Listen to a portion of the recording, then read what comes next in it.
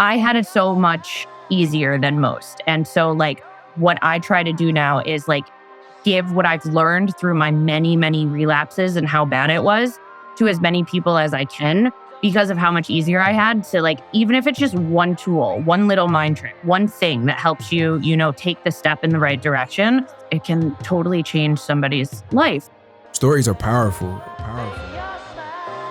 Welcome to the Rise, Recover, Live podcast, brought to you by The Phoenix. This is a space where people impacted by substance use can come to share their story of strength and resilience, get open and honest, and inspire hope and build community through shared experience. We'll be talking to people in our community on their own recovery journey and shine a light on the topic of recovery in all its forms. Maybe you'll hear some of your story in theirs. Let's show the world that together we rise, recover, and live.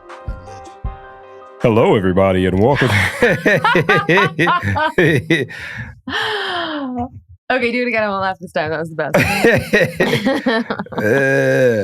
With all that being said, hello, everybody, and welcome to yet another episode of the Rise, Recover, Live podcast. We are your hosts, Bryce III, he, him pronouns. Ms. McKean, she, her pronouns. So I don't know if Zach's going to keep that first take, but Liz, why you laugh so freaking hard at my radio voice? Jeez. That was amazing. Also, yeah, like broke my eardrums. How loud I just laughed when you did that because it surprised me. Just in case Zach doesn't do it, doesn't keep it in there, you've got to give us a taste. That's how you know something's funny, when you laugh so loud that you break your own eardrums. I was afraid I had headphones on. Oh, it hurt my ears. How's your energy? It's been an episode since I've seen you. I know. Well, I'm sad that I wasn't able to be on the last interview. But my energy is, I think I'm still kind of figuring it out. I was traveling last week and there's a lot going on and just, banging one thing out after another and trying to just be present in the space that I'm in, because it's easy to just try to be jumping around to the next thing. And I really want to be here. So I'm trying my best. That's, I guess, where I'm at. How about you? That's a beautiful energy to be in. And we want you to be here too. So yeah, we got that in common. I'm good. The patience, compassion. It's been an interesting weekend. My daughter's sick. Well, not no air quotes. I don't know. I'm just, allowing a space for her to be here home from school. And after this, I'm going to go get her some soup. And, but yeah, everything good. I'm just showing up for myself. And showing up for myself allows for me to show up for spaces like this, which allows for us to show up for our guest today, which who do we have with us today, Liz? Today, we have the wonderful Ashley Rath, and excited to hear Ashley's story. Ashley is a Phoenix volunteer and a person in the hospitality industry, which I feel like has just come up a lot lately in conversations I've been having and with partners that we've been speaking to. I'm going to talk about recovery and relapse, some of my very favorite things to talk about. So really grateful for you to be here. So welcome, Ashley. How are you? I'm good. Thank you so much for having me. I'm very excited to be here, nerves aside. Well, we are And thrilled. I love talking food. I love talking recovery, sobriety, relapse, which I used to say I used to be the queen of, and, always scared of the next one, but, day at a time, all that fun stuff. Yeah. Maybe it doesn't have to happen again. We love food here too. Did you bring us a sample or something? Just talk to my restaurant. Come on down to New York City. Come to the restaurant. We're actually doing a promotion for Marathon Weekend where 26.2% of the marathon specials will actually be going to the Phoenix. What? Nice. Yeah. It's that is so cool. In an industry that doesn't like to do a lot of what I have found, a lot of like help and support for people in recovery. The current restaurant I'm in is very big on it. And as a gift for just celebrating my 1 year, which was October 6th, they wanted to make a donation. And this is how we figured out how to do it. Wow, that is insane. That's beautiful. What's the name of the restaurant? 23 Grand. 23 Grand? 23 Grand Street. What city is that? Is that Manhattan? Yep.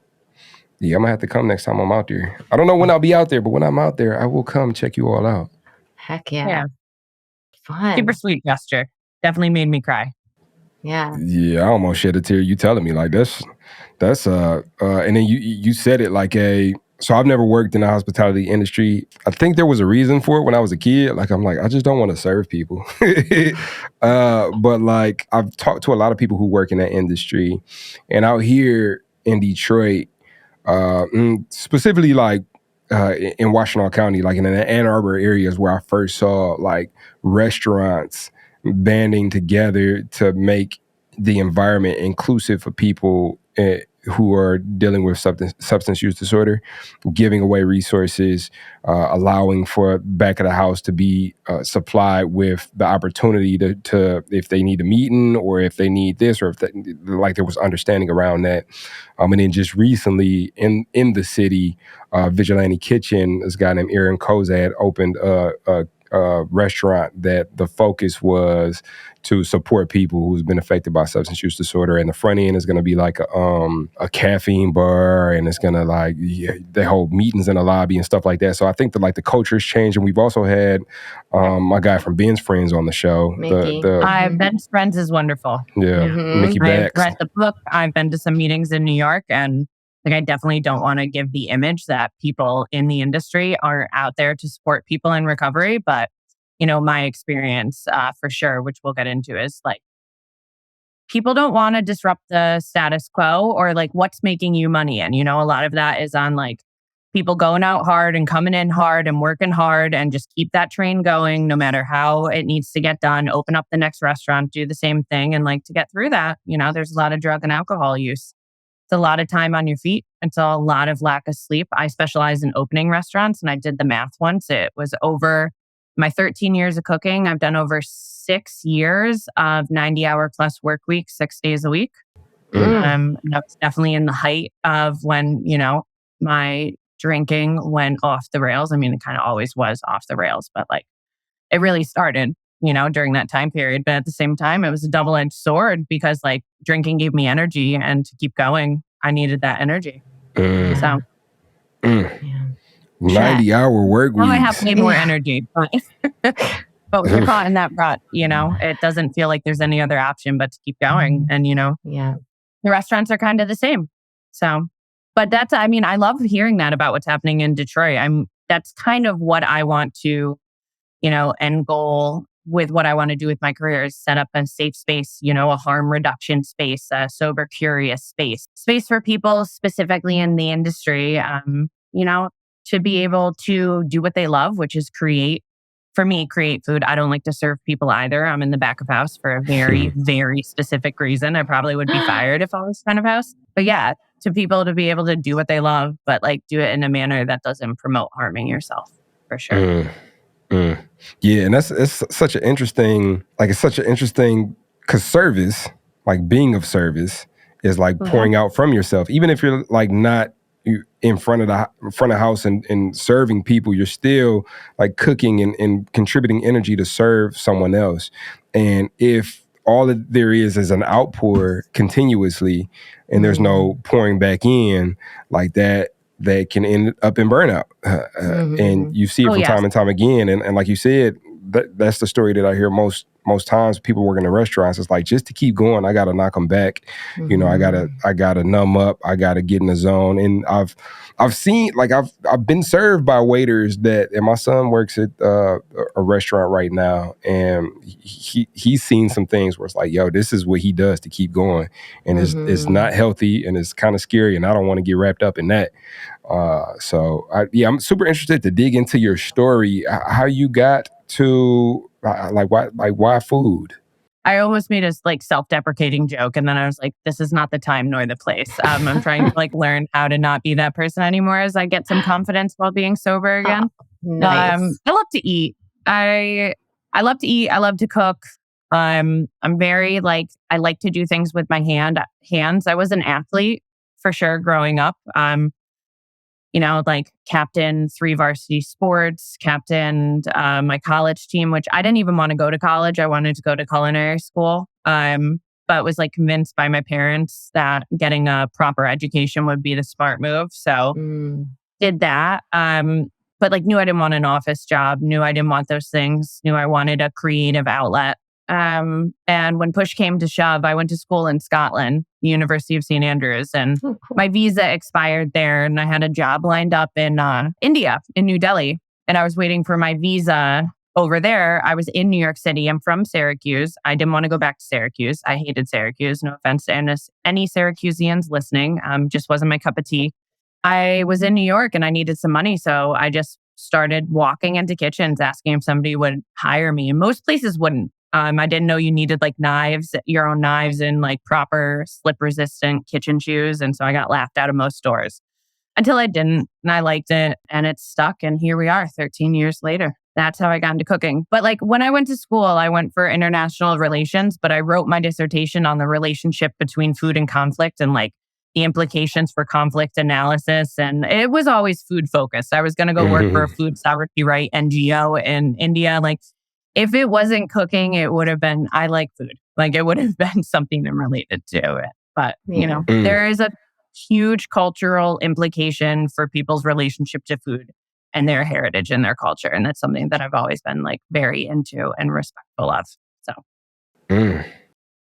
That's like the best reason I've ever heard for working in the food and beverage industry. Like that is just such a cool, I mean, that is like true love, like you're doing the thing that is just that you're made to do and just bringing people together around food and expressing yourself and encouraging people to express themselves. That is awesome. When I was working in food and beverage, I was on the service end of it. I was serving people and a lot of credit to people who do that for longer than I did because it's incredibly challenging. It's also incredibly fun. But, when I was battling a drinking problem, I was serving a whole lot of alcohol and it made it really challenging to ever think that could possibly not be part of how I expressed myself and how others expressed themselves and how we came together and celebrated. It was so, I didn't know how the food how the food industry wasn't the same as the drinking industry. For me, those were really intertwined. Was that the case for you or was that not so much because the food was so much your love? Yeah, it's really interesting.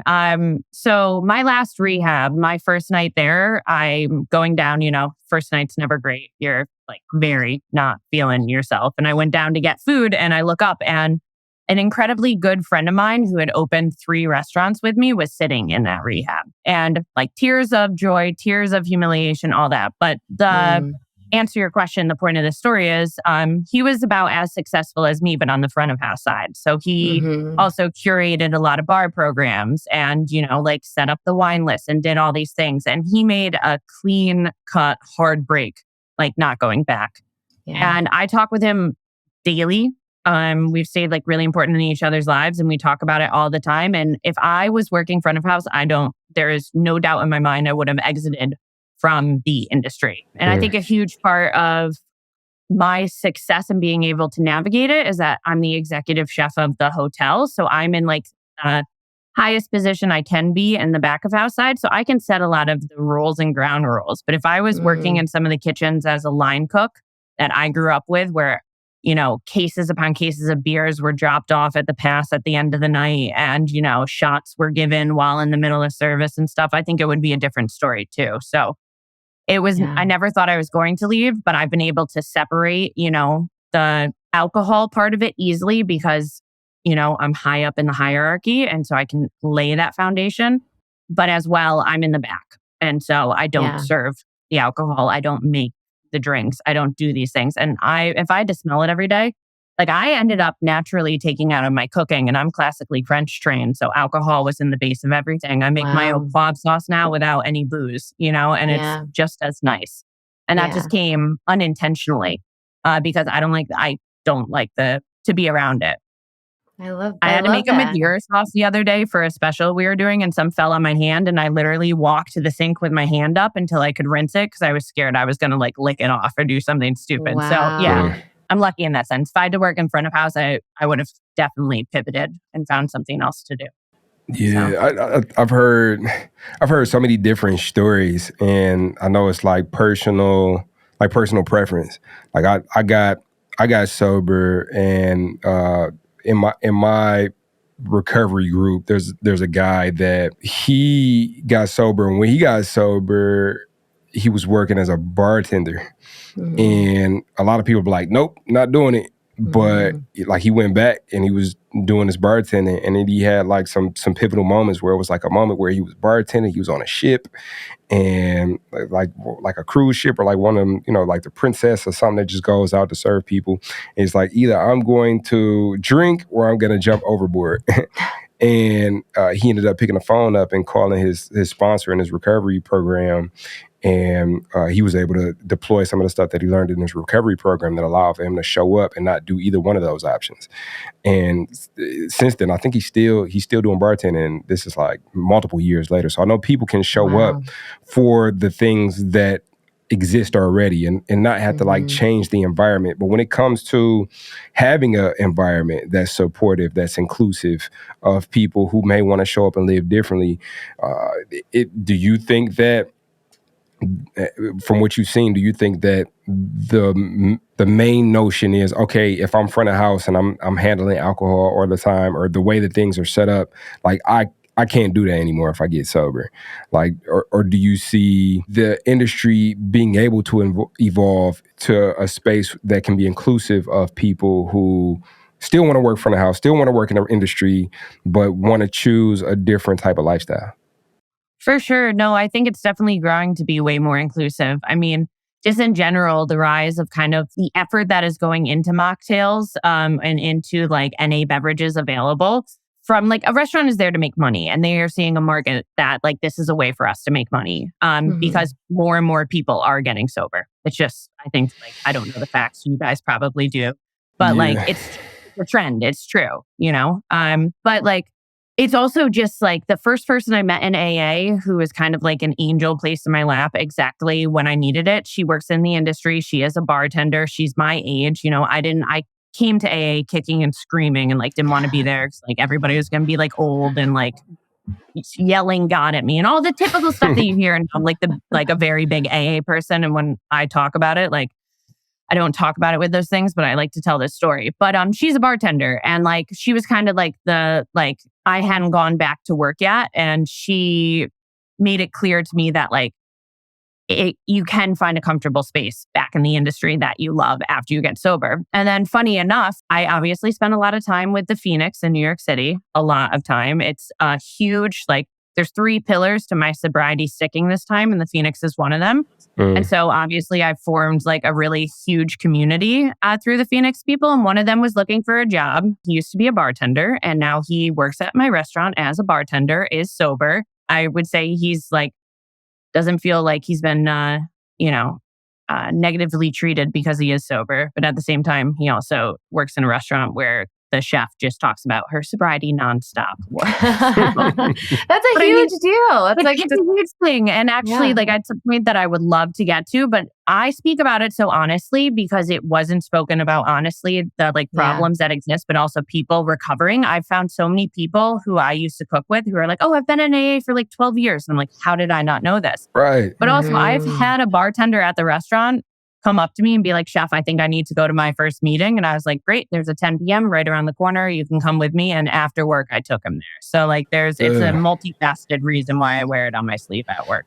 Yeah, I mean, so 2 things. One, them NA beverages is going crazy because I used to be able to go to a restaurant and just pay free $99 because I just get a water because I'm not drinking. But now I'm drinking prickly pear,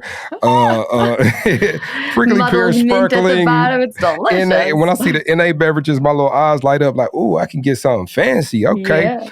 Yeah. But secondly, like, that's the benefit of us doing it out loud, and that's a real big reason why I've taken it upon myself to like any space that I'm in. Like I'm 9 times out of 10, I'm gonna mention my recovery just because like I needed to see somebody that looked like me, was doing what I was doing, was coming from where I was coming from, to have a reference point for like what it is that I can do now, when I first got sober. So like just imagine how like awesome that is to be working for somebody that wears it on their sleeve. And it's whether you know it or not, like you stigma breaking. Like you stigma breaking in an industry where there's a lot of stigma because it's like, this is what we do, similar with like the music industry, where it's like the music industry, when I got sober, it's like, okay, I want to go in these spaces. these spaces got weed and alcohol in them. But I'm sober. I'm going here for the music and to create and to share my art. And music and alcohol can seem to go hand in hand. And when you're talking about venues, like they're talking about drink sales, they're talking about like this is the way that they make the money. So there's things that exist, but I think the more that the culture shifts, like the things that exist have to shift as well, because if there's no evolution, then things end up in the dirt. Like you look at like streaming and album sales, like you know, if they didn't pivot, like the industry would have died. You know, so I think we're in a place where these different industries have to approach hospitality or showing up for people differently, because people are showing up for people differently. Does that make sense? And then you being so loud about it, like you like a cheerleader on the front lines of it, like, look, this is what it could look like, you know? And it's like, I see you're the first person I want to let know, like, look, I think, I need to go to my meeting, or I think I might be having an issue, or, you know, do you have anything you could point me towards? Like, you have some resources for me. And so I think that's, like, I commend you, I salute you, because that's important. We need that. We need that. I actually have a question. I'm just going to jump right on top of what you said, Bryce, because regarding like resources, I feel like, you know, most folks who work in the service industry, like, you don't have like PTO very often, and like health insurance and things like that. And, you know, that's just two of many barriers that you can have to thinking that, you know, recovery is even possible. So I'm wondering, how was it possible? What did that look like for you? How did you go from having an issue to like, it sounds like treatment was part of your story, but how did that even come to be? How did you make that happen? It's a tough question. It's not a tough question. It's a question that has a lot of areas. But like the biggest thing is like, a lot of layers, and like a lot of like things that come to mind that make me also like want to scream out loud too, because like I worked a lot. I didn't do anything. I saved a lot of money, but also my family is like pretty well off too. So when push came to shove, and like I was in liver failure, I had pancreatitis, I had all these things, I still didn't stop drinking, and it became really serious that like this was like a life or death issue. And I finally wanted to solve it. I did have health insurance for the first one, but I had to quit my job to go. And that's a luxury that I have that a lot of people in the industry don't. And like, that's what I meant by this is like a tricky answer, because like, it's like, oh, so easy, just quit your job and go to rehab. Like, no, it's not that easy, because even just quitting and coming back, there is a stigma to it. And for sure, like some people in the industry that I'd known for a long time, I lost a few friends for it, because, you know, like, why wasn't she tough enough to just like figure it out and keep going on? I lost some friends because they missed the Ashley that would like drink and do drugs with them 24/7. And like me like calling it quits in their eyes, like threw some shade on what they were still doing. And I just started rambling a bit, but it just taking a break like that created stigma, and it's hard. And so some people like I had established myself. I'd worked at a lot of restaurants. If I hadn't have had that foundation to come back after taking what basically concluded to like 8 to 9 months off after COVID as well, you know? So it was a really tricky time. People were just trying to get back. Like I had a luxury that most people didn't get. And a lot of people wouldn't want to take if, you know, they hadn't reached the executive chef level. Ben and Bon Appetit articles like me, like knew that I could find a job again once I showed everybody that I was serious about my sobriety. So I think like, not only is it the issue of health insurance, which is a big issue, particularly with people who are working in restaurants illegally, and that is a lot of the staff and some of the best people I've ever employed in my life, to finding the PTO, to like not wanting to look like you're weak because you're supposed to be strong in restaurants 24/7. You cry, you get made fun of, you call out sick, you get made fun of. Like I finally learned to take sick days. I was throwing up one day, and instead of doing the normal thing that I would do of trying to come to work, I didn't come to work. But like, that's not something that was instilled in me in my first like 12 years working in a restaurant. If I had a fever, I remember once I had diarrhea, and a chef gave me $2 and said, go to the bodega and get Imodium. We need you on the line.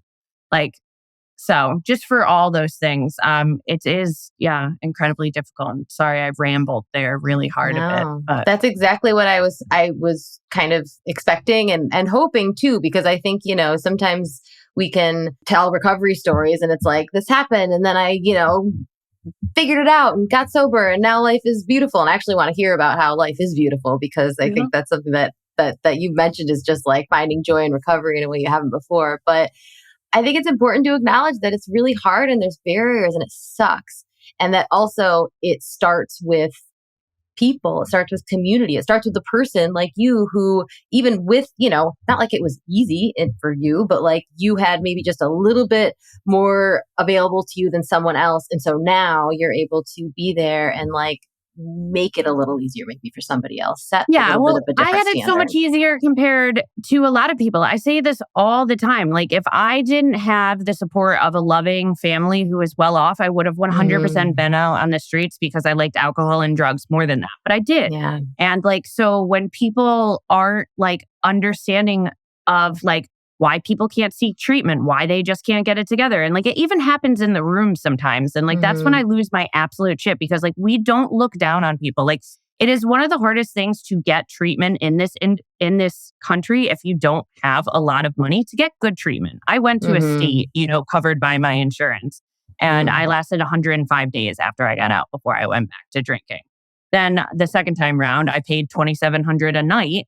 And, it helped a lot. And like, that should not be the case. That should not like access to, which is a whole different side thing. But like, I had it so much easier than most. And so like, what I try to do now is like, give what I've learned through my many, many relapses and how bad it was to as many people as I can, because of how much easier I had to like, even if it's just one tool, one little mind trick, one thing that helps you, take the step in the right direction, it can totally change somebody's life. And like also too, not only did I have it slightly easier to finding access to treatment, you also have to remember you're going through the juggernaut of your brain telling you want to stay in addiction. Like you have to find all things have to line up, like it took me 6 years of like kind of living in my bottom before like the stars aligned and like I was like about to lose my job and X, Y, and Z, that I finally for like 10 minutes had the realization that I should go to rehab. And then that closed again because I just wanted to drink, but I had said it out loud to somebody who put it in motion,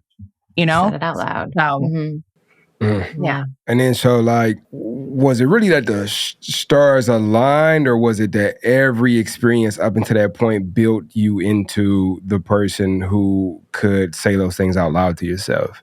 And I think like that circumstance looks different to anybody. And there are ways that maybe some of us have it easier than others. And then there are ways that maybe some of us have a harder time than others.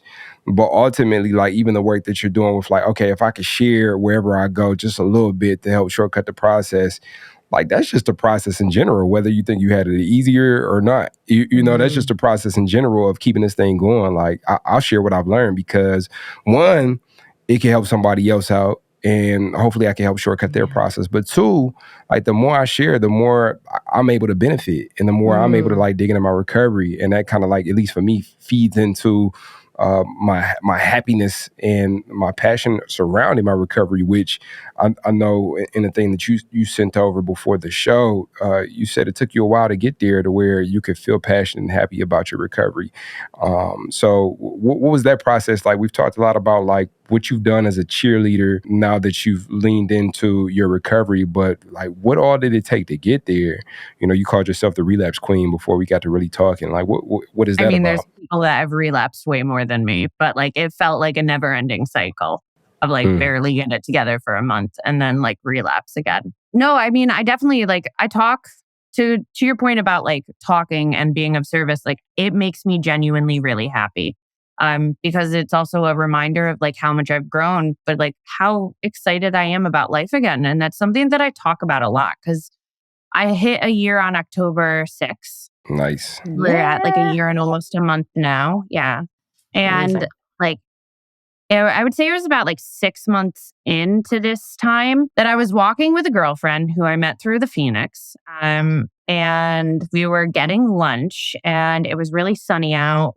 I'd gone for a run that morning, which running has become this huge thing in my life, which had gone away and came back in a very beautiful, positive way. And I would just looked at her and I said, I didn't realize that like my enthusiasm for living had been gone for a really long time. And she just kind of like nodded. And I was like, no, like way longer than when I put the date of like my drinking got out of control. Like it had been gone since I started like opening like fine dining Michelin starred restaurants when I really look back at it. So around like 23, 24.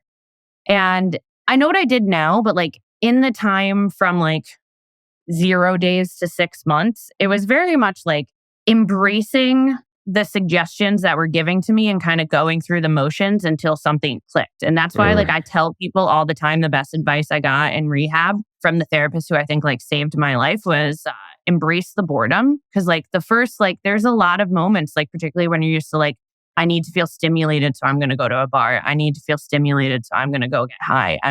It's going to feel incredibly boring. But like the longer I was able to sit with that and the longer I was able, instead of doing something bad, to come up with a different plan and to like force myself through the motions of just doing a lot of stuff. I definitely overpacked my schedule for somebody who was also opening a restaurant for sure. I wasn't getting a lot of sleep in the first 6 months, 4 hours a night, which I then adjusted.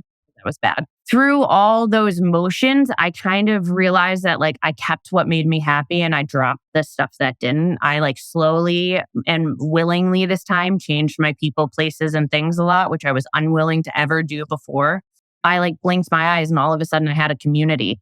And like, that's what I speak on the most. When I go back to my old rehab once a month, I say yes to any time there's like a speaking, I'm asked to speak. I do a lot of volunteering. I go just stuff like that. And like, I talk about community all the time. And I remember this meeting that I went to and somebody was talking about authentic connection. And I didn't realize that like, that's what I had been craving for like years upon years, was like authentic connection with people. I've always had like a very deep and what I believe empathetic like soul. And I've just never really had a big like friendship group in my life. I have a great family, but like my sisters are my half sisters and they're 7, 8 years older than me. So we're as close as we can be. But like, I just like never like I was picked on in lower school and like all these things. And then in college, always had friends, but like just the thing that I wanted was just like to be like truly connected to people. And I never was that well. And then from drinking from like 13 onwards, it only just made it harder and blurred it. And I didn't realize it. And when I got sober and I heard those words, I realized that's what I wanted. And then the more you listen, the more you hear, and like all the catchphrases, like the opposite of addiction is connection. I run with this one group on Mondays that their catchphrase is like community is non-negotiable. And like, I love that one. You know, got a little goosebump moment when you said that. Yeah. And like all of a sudden blinking and realizing that like, I have a group of people in my life that I would have never met if it wasn't for getting sober, that value me for me. I could quit my job tomorrow and they don't care. You know, and like, that also care about like the ups and the downs because they still happen a lot. But it's like, it's an enthusiasm back that has definitely come through a community of people and like figuring out what my core values are again. And a lot of that is, you know, of being of service and like keeping my happiness not dependent upon other people, but allowing other people to still be present in my life through a community, if that makes any sense. It makes a ton of sense. Yeah. And it's fun. And like, I haven't had fun in a long time. It's really nice.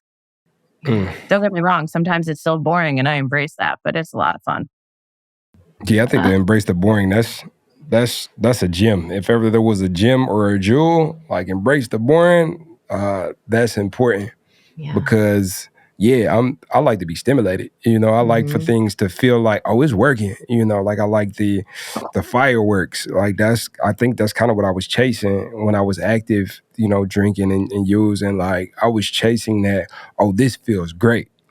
And there's some things that, including the community that I've been able to surround myself with, that I didn't necessarily feel it while it was building and while I was contributing to it and while it was fleshing out and unfolding in my life.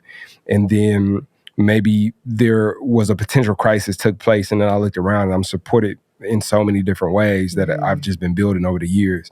And it's like, oh, and then it adds more of, like, it adds that dynamic to my life where it's like, it feels good to know that I'm supported at any given time. And it's not like fireworks, it's not like pop rocks, but it's like, smooth chocolate. I don't know, I'm going with this candy metaphor. And I think, the interesting thing about that, finding those moments of being bored, is sometimes they're the ones that I think we wind up finding like a lot of that joy in, even if it's, whether it's just being still and not experiencing like that drama, or even if it's in the activity that we're doing that suddenly brings us joy. Like I'm thinking about, Bryce, you in meditation, me in yoga, and Ashley, you in running. I have heard people call all three of those things boring, and those are enormous parts of our lives and our recovery. Snooze fest. The whole snooze fest.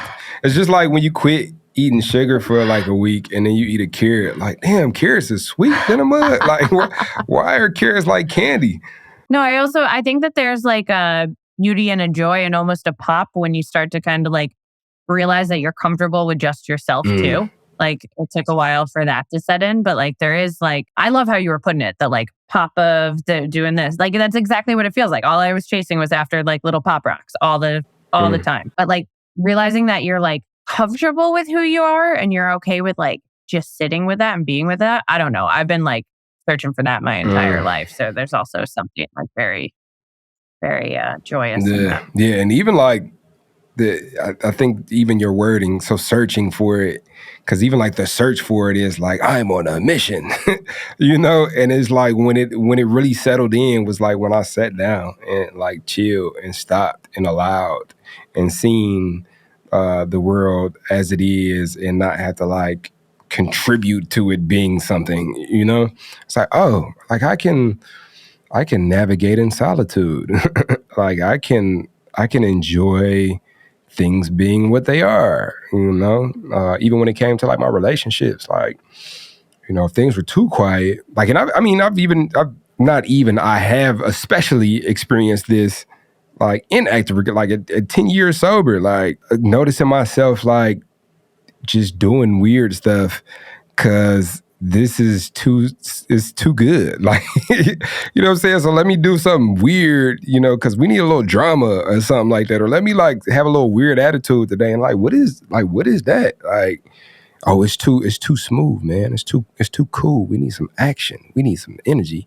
I was like, oh, like, well, maybe we don't. And maybe you don't contribute to the drama. And maybe sit your ass down somewhere. And I think like recovery has taught me that, like sobriety has taught me that, intentional living has taught me that, whatever you'll call it, it's just like life is beautiful. Like life is beautiful as is. And this process has allowed for me to like be an active participant in what was always there. It's pretty dope. Pretty damn dope. Sure is.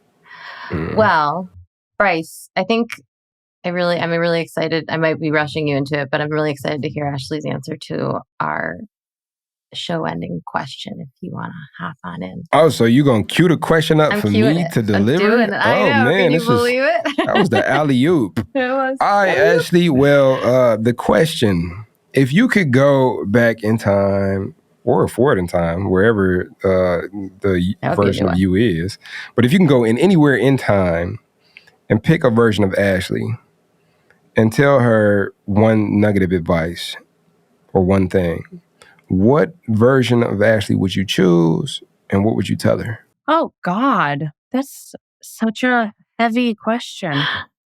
And one that I've honestly thought about a lot. Because like when I'm bored, I scroll a lot on Instagram and there's the one like, you can only say 3 words to your like 14-year-old self. What would you say? And I used to always be like, I'd say, don't morning drink.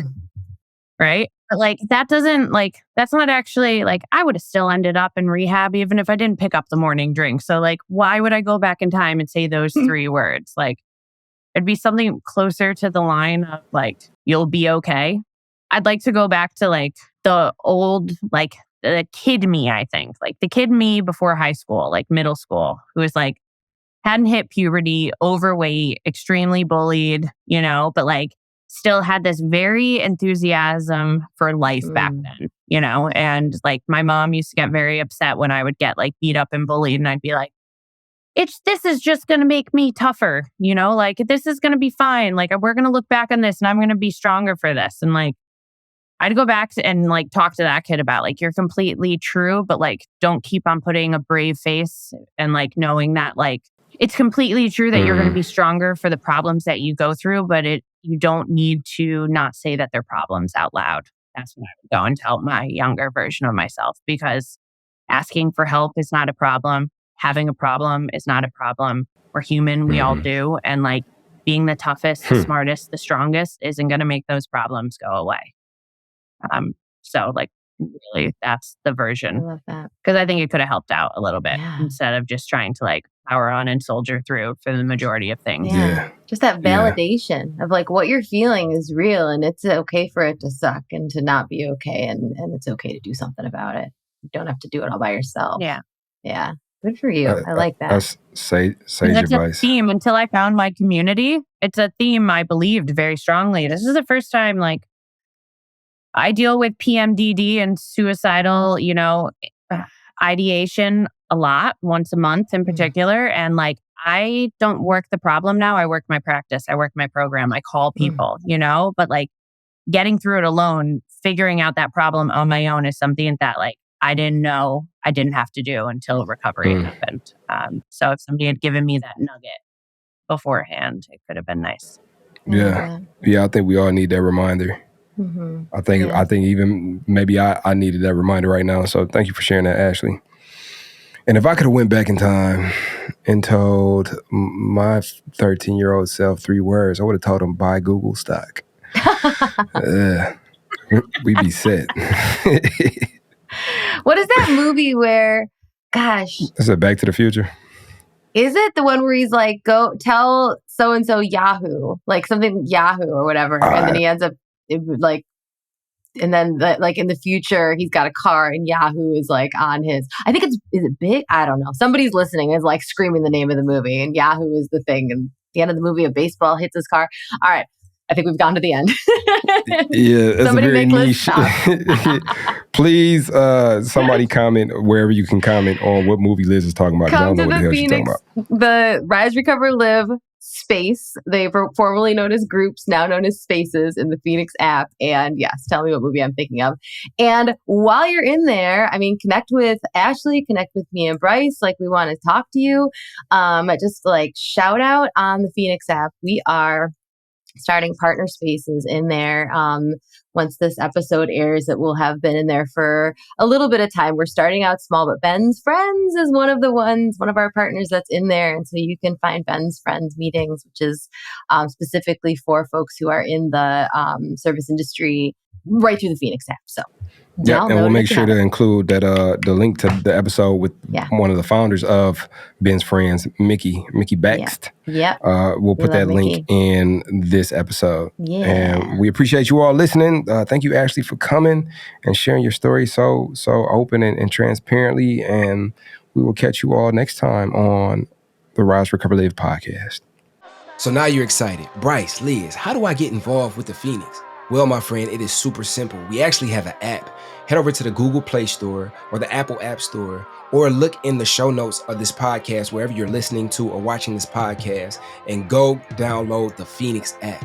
The Phoenix app makes it so easy to find classes that are near you or to access our virtual class schedule where you can hop on from the comfort of your home. You can also join our groups and have a conversation with someone from the Phoenix community from anywhere in the world. Please make sure that you join the podcast group where you can connect with Bryce and I and other listeners. Everything that you need is in the show notes. You can also head to our website at www.thephoenix.org.